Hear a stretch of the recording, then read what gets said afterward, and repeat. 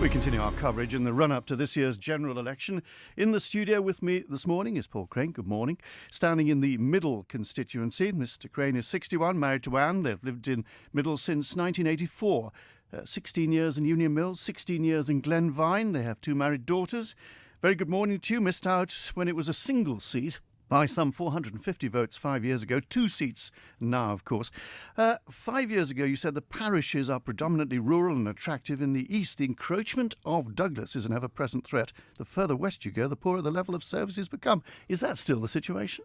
Yes, I think that's fair to say. If you're looking at the Douglas area and the Eastern Area Plan that's about to come into existence or is being worked on at the moment, by the time you get out to Marown and Santon, neither of those parishes even have a shop, so there's nowhere where you can buy a loaf of bread or a newspaper, and so they're underserviced in that So what can you do about that, apart from encourage people to set up businesses? Well, that predominantly is a local authority issue in terms of their involvement in planning, but because the Eastern Area Plan is coming to fruition, it's crucial that plan recognises the need for services in local authorities. So the Eastern Area Plan is expected to allocate 2,400 housing spaces, household land for development in the east of the island. And when doing that, it's crucial that services are considered. Last time you said planning was very much the number one issue. What, ahead of pensions, ahead of the economy?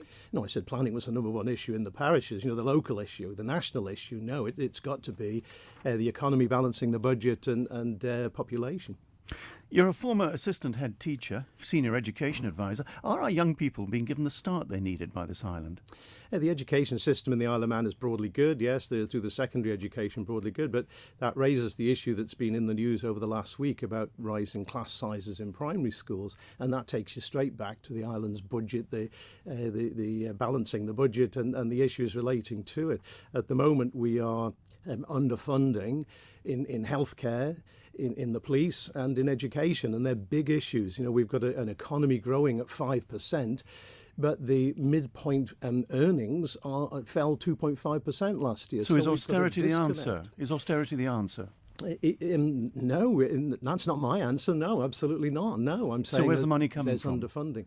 I think there's 3 areas that you'd look at immediately for that. You'd be looking at where the Enterprise Development Fund goes. So this is the £50 million fund over 5 years looking to bring in new business. You'd be looking at the population, which the Enterprise Development Fund talks about bringing in 500 to 1,000 workers a year, but actually we need a clearer policy than that.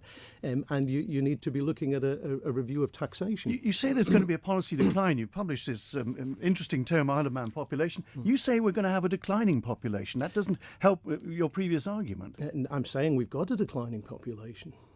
And it's going to decline. What you peaked in 2013 and has dropped slightly since. The evidence is overwhelming for that.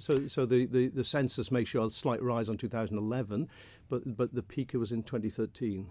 You're an active member of the Methodist Church. Would that affect your views on, for instance, issues involving drink, on sex education, on the same-sex marriage bill? Yes, inevitably it affects my views, but not in the way people might think. I enjoy a drink. I like a glass of red wine now and again. I'm absolutely inclusive, and I'd like to say that very clearly, and I have no difficulty being within the Methodist Church and being absolutely inclusive. So same-sex marriage, I'm entirely in favour of it. No problems at all. Some tough decisions to be made, you say. Could you make tough decisions, even if they were painful for the population? I think if you're in politics for the right reasons, then yes, the tough decisions, why you're there. There's no point balking those. It'll not get you anywhere. Paul Craine, thank you very much. Paul Craine, who's standing for the Middle constituency. We'll probably just get one question in. You say, I know how the civil service operates. That's useful, is it? I think that is useful, yes. I think if you're trying to work within a department or in relation to departments, understanding how the system works, how the decisions are made and how they can be influenced, yes, is essential.